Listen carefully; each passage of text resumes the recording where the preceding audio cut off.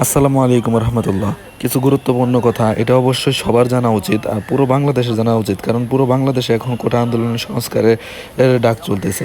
এখন এই ভিডিওটা সবার মাঝে ছড়িয়ে দেওয়া উচিত। তাই ভিডিওটা যারা সামনে সামনে পাবেন তারা অবশ্যই শেয়ার করে দিবেন। ফেসবুক থেকে যারা পাবেন তারা শেয়ার করে দিবেন। ইউটিউব থেকে যারা দেখবেন তারা অবশ্যই শেয়ার করে দিবেন, কারণ এই ভিডিওটা সবার জন্য জরুরি। কাল আমরা গাজীপুর থেকে ছাত্ররা প্রায় 20,000 ছাত্র সারা দিন আন্দোলন করলাম।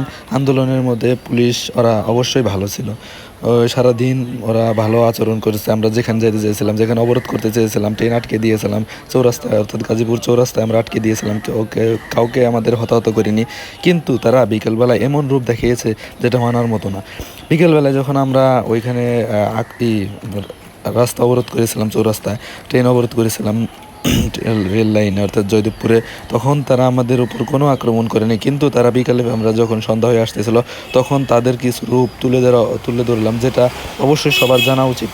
এইটা অবশ্যই শেয়ার করবেন আপনারা, কারণ কালকে আমরা যখন সন্ধ্যার সময় ফিরে আসবো আমাদের আন্দোলনটা শেষের দিকে, তখন পুলিশ ভাইরা বলতেছিল যে আপনারা যাদের লাঠি মাঠে আছে তারা ফেলে দেন, কারণ লাঠি মাঠে নিয়ে গেলে রাস্তায় যাওয়ার সময় কেউ যদি শব্দ করে অর্থাৎ আপনারা ভাঙচুর করতে পারেন। তাই আপনাদেরকে সারাদিন আমরা কিছু বলিনি, এখন আমাদের এই কথাগুলো আপনাদের রাখতে হবে। তো আমরা ভেবে দেখলাম যে ঠিক আছে, তারা সারাদিন আমাদেরকে কিছু করেনি, আমাদের আন্দোলনে সহযোগিতা অর্থাৎ পাশে দাঁড়িয়েছে। কিন্তু তাদের এই কথার শোনার কারণে আমরা সবাই লাঠি ফেলে দিয়েছিলাম। কিছু রেখেছিল, কিন্তু ওই কটা আমাদের জন্য আসলে ওই আমাদের রুখে দাঁড়ানোর মতো অবস্থাই ছিল না। আমরা যখন ওই লাঠিগুটা ফেলে আমরা যখন সন্ধ্যার দিকে এই রুমে ফিরতেছিলাম গাজীপুরের ছাত্ররা, তখন দেখলাম যে আমাদের সামনে আওয়ামী লীগ অর্থাৎ 200 থেকে 250 অর্থাৎ 500-র মতো হবে আওয়ামী লীগের দা, কোরাল এবং লাঠি নিয়ে দাঁড়িয়ে আছে। তো তারা আমাদের উপর সন্ধ্যাবেলায় ধাওয়া করছিল, অর্থাৎ আমাদের হাতে লাঠি তেমন ছিল না, যাদের কাছে ছিল তারা এগিয়ে গিয়েছিল, তারা হতাহত হয়েছে। এবং আমাদের সাথে যে বোনেরা গিয়েছিল অর্থাৎ বোনেরা আন্দোলন করেছিল, তারা অনেক হতাহত হয়েছে। আমরা রিক্সা করে তাদেরকে তাদের গন্তব্য পৌঁছে দিয়েছি, কিন্তু আমাদের রিক্সার মধ্যে আক্রমণ করেছে অনেক ছাত্রলীগের পোলাপান, আমাদের বোনদের উপর আক্রমণ করেছে। রাত্রেবেলায় পুলিশ এইরকম আমাদের চোখ ধুলা দিয়ে আমাদেরকে হটিয়ে দিবে এটা আমরা বুঝতে পারিনি। তারা সারাদিন তাদেরকে সামনে পেলে ভুয়া ভুয়া করেছে, তাদের রাগ উঠেছিল। আমরা আসলে এটা বুঝতে পেরেছিলাম না যে তারা আর আওয়ামী লীগ এক, আর বাংলাদেশের আওয়ামী লীগ আর পুলিশ কিন্তু এক। দেখবেন এক পক্ষ পুলিশ আওয়ামী লীগ আর এক পক্ষ ছাত্রদল, কারণ এক পাশ থেকে আওয়ামী লীগ আর পুলিশ ডেলাডেলি করে, অন্য পাশ থেকে ছাত্ররা। এতেই বোঝা যায় ছাত্ররা আর পুলিশেরা এক। আর পুলিশেদের আচরণ এটা সবার মাঝে তুলে ধরা উচিত যে এরকম আপনাদের সাথে এরকম হতে পারে যে আপনারা লাঠিগুলো ফেলে দেন, আপনাদের কেউ ক্ষতি করবে না, কিন্তু শেষ বেলায় আসলে এরকম পরিস্থিতি আপনাদের সাথে হতে পারে। তাই আপনাদেরকে বলতেছি যে যেই আন্দোলনে যান খালি হাতে যাওয়ার দরকার নেই। নিজের জীবনের মায়া নিজেরকেই করতে হবে। তাই সবাইকে লাঠিগুলো নিয়ে এগিয়ে যেতে হবে। আর খালি হাতে যাওয়া এটা এটা একজন সাধারণ মানুষের কাজ নয়, অর্থাৎ একজন দায়িত্বশীল মানুষের কাজ হতে পারে না।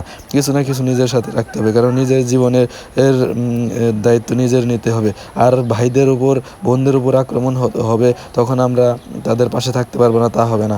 কারণ দেখেন কালকে 200 থেকে 500 জনের মতো 5,000 জনকে পিছিয়ে দিল। এইটা কিন্তু আসলে ভাবার মতো না। 5,000 জন ছাত্ররা এই দা কোরালের সামনে টিকতে পারেনি। যদি সবার হাতেই লাঠি থাকতো তাহলে আমরা তাদের প্রতিহত করতে পারতাম, কিন্তু পুলিশরা যে আমাদের এইভাবে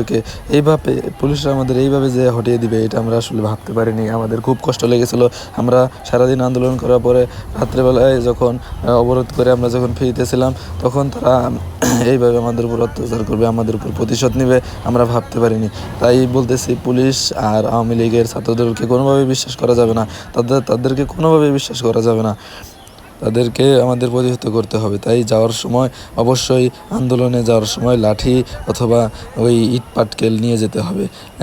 ভিডিওটা খারাপ শোনা গেলেও অর্থাৎ আমাদের এটাই সত্য যে এভাবে আমাদের চলে যাওয়া যাবে না।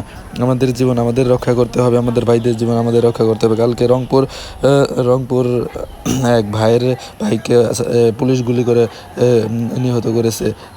এক বোনকে ছাত্রলীগের পোলাপান মারতে মারতে লাঠি আঘাত করতে করতে তাকে মৃত্যুর দরজায় ঠেলে দিয়েছে। আমরা এগুলো মেনে নিতে পারবো না। এগুলো দেখলে আমাদের শরীর শিউরে ওঠে। আমাদের বোনদের আমাদের ভাইদের এভাবে কে মারবে, এভাবে বাংলাদেশ বসে থাকলে চলবে না। আর আজকের সকালে আমাদের আইডল মিজানুর রহমান আজহারি তিনি তো বক্তব্য দিয়ে ফেলেছেন, কোটা সংস্কার নয়, পুরো দেশটাই সংস্কার দরকার। তো বুঝতেই পারতেছেন উনি এইরকম বক্তব্য আগে কোনো দিন লেখেননি অর্থাৎ দেশের এখন যে অবস্থা, দেশের সংস্কার দরকার, শুধু কোটার সংস্কার না, আমাদের দেশের সংস্কার করতে হবে। আমাদের প্রাপ্য, আমাদের আদায় আমাদেরকে ফিরিয়ে আনতে হবে। এই যে দেখতে পারতেছেন যে কি অবস্থা, একটা ছাত্র নাই, সবাই সবার মতো দৌড়াচ্ছে। এই যে দেখেন সবাই সবার মতো দৌড়াচ্ছে। আওয়ামী লীগের পোলাপানগুলো দা কোরাল নিয়ে সবাই একজন যাকে পেয়েছে তাকে রক্তাক্ত করেছে। পুরো মাঠ খালি হয়ে গেছিল, আমাদের অনেক কষ্ট লেগেছিল। দেখতেই পারতেছেন কি অবস্থা। দৌড়াদৌড়ি করে আসছে সবাই, প্রায় 10,000-এর মতো ছাত্র যার যার মতো এদিক ওদিক চলে গেছে। কারণ যার সামনে বন্দুকের সামনে কেউ টিকতে পারবে না। আওয়ামী লীগের পোলাপানের কাছে বন্দুক থাকে, এটা কেমন হলো? এটা কেমন কথা? রাতের বেলায় দিনের বেলায় কিছু করতে পারে নাই, রাতের বেলায় পুলিশের সহায়তা নিয়ে তারা এই কাজ করেছে। এটার আমরা তীব্র প্রতিবাদ জানাই। সব পোলাপানে যে এদিকে ওদিক দৌড়াদৌড়ি করছে, ছাত্রলীগের পোলাপান এটা রাষ্ট্রের কাছ থেকে এটা আশা করে না। ছাত্ররা রাষ্ট্রের কাছ থেকে এগুলো আশা করে না। ছাত্রলীগের ছেলেদের কাছে কেন এগুলো থাকবে?